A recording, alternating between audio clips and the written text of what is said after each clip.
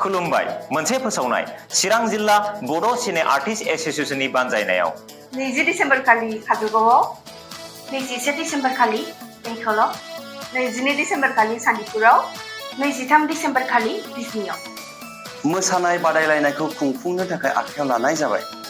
बेनिखायनो गोसो गुदुं बादायारि नोंथांमोनहा बै सानखालि बाहागो लाफैनो हागोन। बे बादायलायनाया 10 रिंगानिफ्राय जागोन आरो बे बादायलायनायाव जायफोरा देरहासार जागोन बिथांमोननि जोबथा बादायलायनायखौ बिजनी बरलावगावनि थेंफाख्रि फोथाराव 2024 मायथाइनि 13 जानुवारि खालाराव लानाय जागोन। बे बादायलायनायनि सेथि बान्थायानो जाबाय 7,000 रां आरो नैथि बान्थाया जाबाय 5,000 रां। बे बादायलायनायाव बाहागो लानो थाखाय जायफोर नोंथांमोना गोसो गुदुं जानानै दङ गाहायाव होनाय नाम्बाराव नोंथांमोना कन्टेक्ट खालामनो हागोन। गोजोन्थों।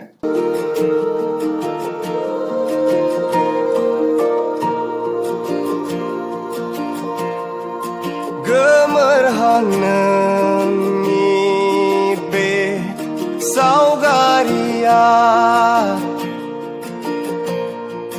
मानिबा गाबजों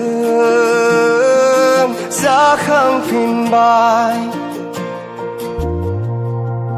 रानलांनाय बै मेगननि मोदैया